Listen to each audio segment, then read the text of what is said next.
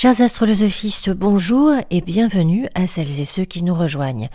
Nous nous retrouvons aujourd'hui pour la chronique sur la nouvelle lune du 6 juin 2024 qui a lieu à 14h37 si on est à Paris. Alors cette nouvelle lune se trouve à 16,17 dans les Gémeaux. Elle est conjointe à Vénus à 16,48 dans le même signe. Elle est conjointe à son maître Mercure à 6,29 dans le même signe, qui est lui-même conjoint à Jupiter à 2,42 également dans les Gémeaux. Nous avons donc un beau stellium dans les Gémeaux.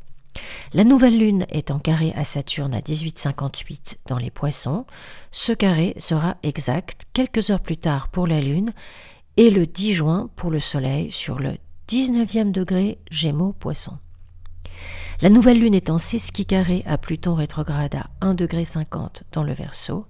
Enfin, elle est en sextile et en trigone à l'axe des nœuds lunaires à 13,42 dans le Bélier et la Balance. Alors ce stellium en Gémeaux est l'occasion de faire la lumière sur Hermès Mercure, qui se trouve ici avec sa mère, Maia la Lune, son père, Jupiter Zeus, son frère Apollon le Soleil et son amoureuse Vénus Aphrodite, avec laquelle il aura d'ailleurs un enfant. Hermès est donc né de Zeus et de Maia, l'aîné des Pléiades, dans une caverne du mont Silène en Arcadie. Hermès naît au matin et montre quasi immédiatement son potentiel de curiosité et de débrouillardise en quittant la grotte où il est né pendant que sa mère récupère et dort. Le jour même de sa naissance, Hermès trouve un troupeau de bétail appartenant à son frère Apollon et décide de le voler. Alors pour cacher ses traces, il marche à reculons et invente des sandales spéciales pour dissimuler ses empreintes.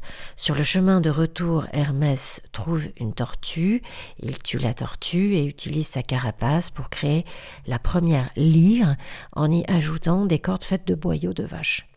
Tout est symbolique dans la mythologie.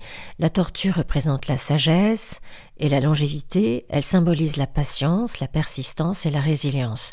C'est un animal qui est capable de vivre à la fois sur terre et dans l'eau.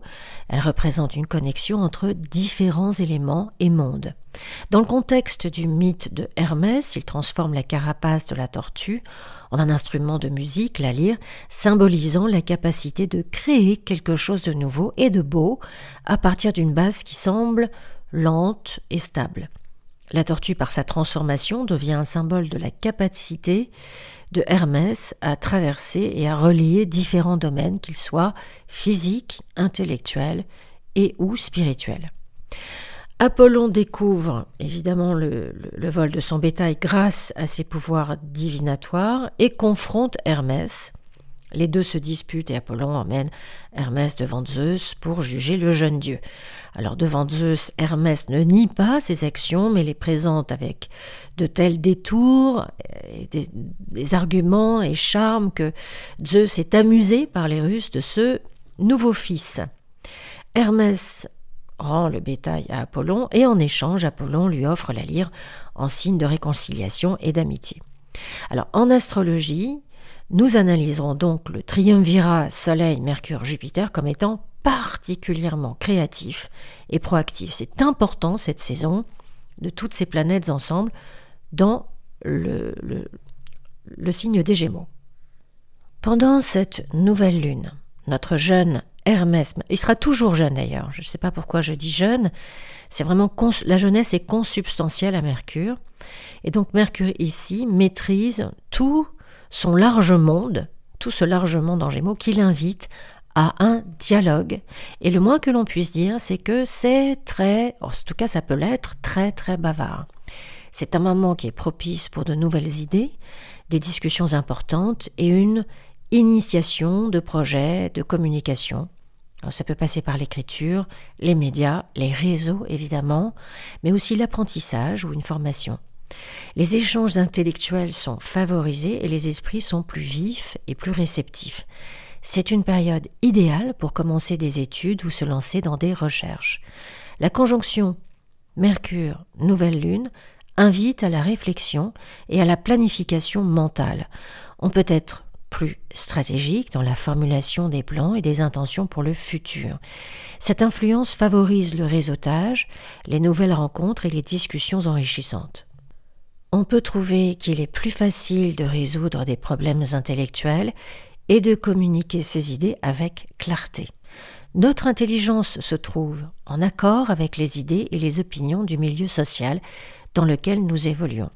Alors, c'est moins du conformisme qu'un sens de l'adaptation appropriée en la circonstance et qui permet d'être élu pour une position par l'élite, en tout cas le groupe pour lequel on a envie d'être présenté, et dans l'élite. Nos facultés appréciatives sont aiguisées et nous pouvons jouer un rôle profitable d'intermédiaire entre plusieurs interlocuteurs ou groupes qui auraient des intérêts rivaux. Le mouvement et le guide, alors qui est signifié ici par Jupiter, peut indiquer que l'on guide les autres grâce à nos écrits ou un quelconque arbitrage. Nous pouvons être choisis pour juger, légiférer et ou défendre. Les enfants et les adolescents sont particulièrement représentés pendant cette nouvelle lune, soit parce qu'une actualité familiale exige des mesures, une nouvelle organisation, soit parce qu'il s'agit de choisir une école, un lycée, une université. Dans tous les cas, les relations intellectuelles avec nos enfants sont privilégiées et notre sens de la pédagogie et de l'articulation pourront faire des miracles. Il suffira de prendre le temps de dialoguer, parce que Saturne est très importante aussi pendant cette nouvelle lune. Les frères, les sœurs, les voisins, l'entourage proche peuvent jouer un rôle d'importance aussi dans un projet qui fédère, qui anime, qui permet un enseignement ou un voyage ou une activité artistique, en tout cas quelque chose qui regroupe les uns et les autres. Le 4 juin, c'est important d'en parler aussi parce que Vénus sera exactement conjointe au Soleil, donc un petit peu avant la nouvelle lune. Cette conjonction est appelée, alors en anglais on dit Venus Star Point, le point de Vénus en français, et c'est une notion astrologique qui est assez moderne, qui a été développée par l'astrologue Ariel Gutman. Il s'agit d'un point qui est calculé en fonction des cycles de Vénus. Alors en particulier, évidemment, ces conjonctions avec le Soleil, vu depuis la Terre. Alors Vénus qui a un cycle synodique de 584 jours, au cours duquel elle se déplace entre ses positions de Vénus du matin, l'étoile du matin, et Vénus du soir, étoile du soir.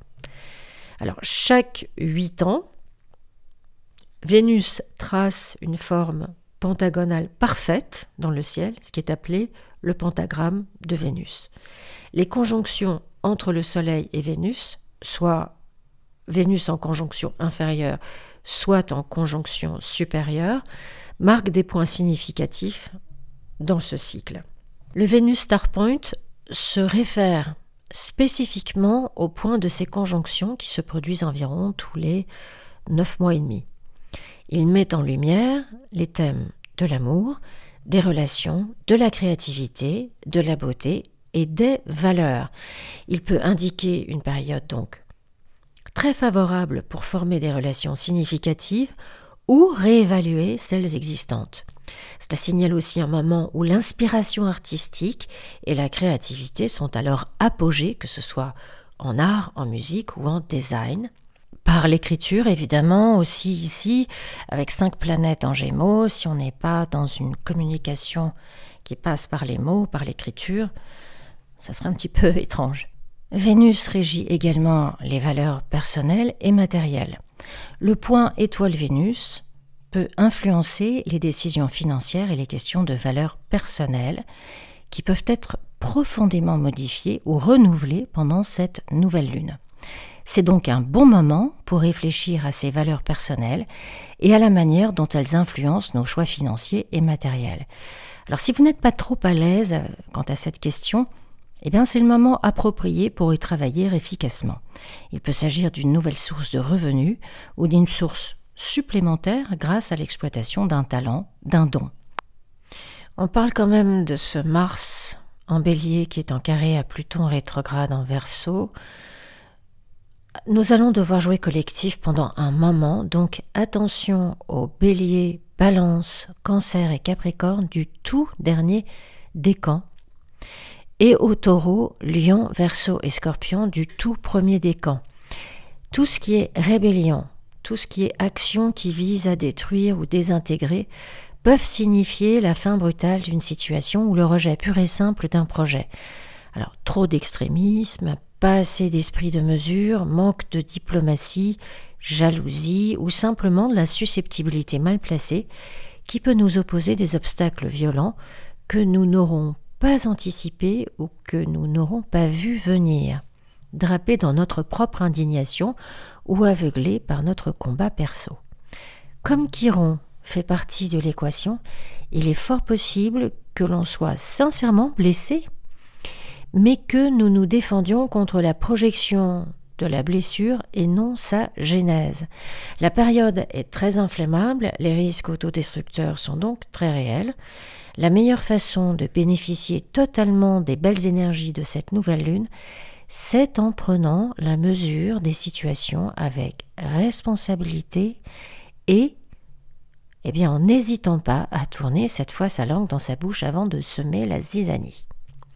La question de la responsabilité est essentielle dans cette nouvelle lune en carré montant à Saturne. Le 12 et le 13 juin, Mercure sera en carré exact à Saturne dans les Poissons.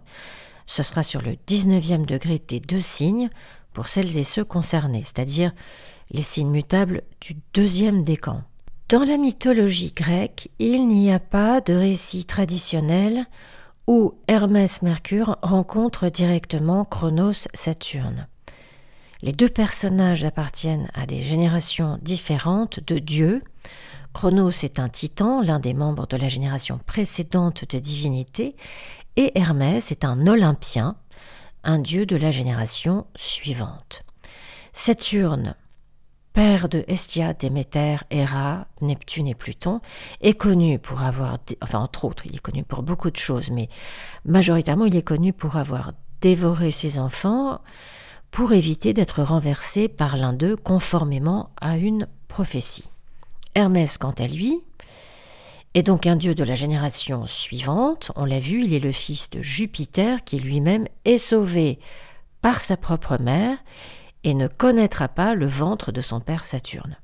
Chronos, Saturne, est vaincu et emprisonné dans le Tartare par Zeus, Jupiter et ses frères lors de la titanomachie bien avant la naissance de Hermès. En raison de cette chronologie, les récits mythologiques traditionnels n'incluent pas de rencontre entre Hermès et Chronos.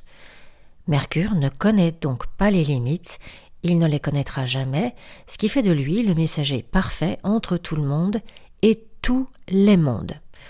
Nous le prenons donc bien évidemment en compte en astrologie, ces deux énergies ne se redoutent pas particulièrement, même si elles sont très différentes.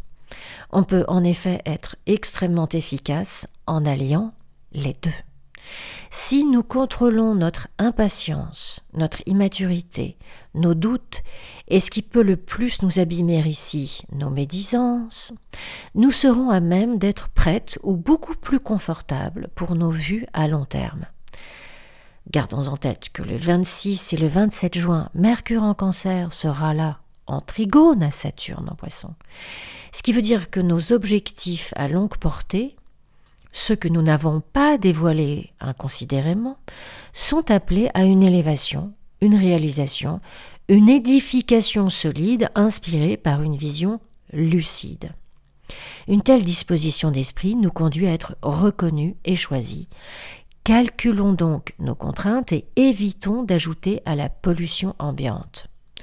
Pendant le carré à Saturne, nous pouvons rencontrer, vous savez, c'est toujours un peu la même chose, c'est-à-dire que on peut rencontrer, avec Saturne, quand il est en carré, surtout à Mercure, ce sont des retards, des annulations, des grèves qui impactent nos voyages, nos déplacements, nos rendez-vous, un permis de conduire qui n'est pas validé ou qui est confisqué, des papiers officiels qui sont bloqués, une livraison qui arrive autre part que chez nous. Bref, c'est vrai que ça peut être stressant et fatigant, alors prenons le temps de faire les choses calmement. On la connaît la période, on la connaît. Du 10 au 12 juin, c'est vraiment très très sur cette dynamique-là. Ayons un plan B et surtout, ne nous accablons pas en rajoutant de la rumination par-dessus.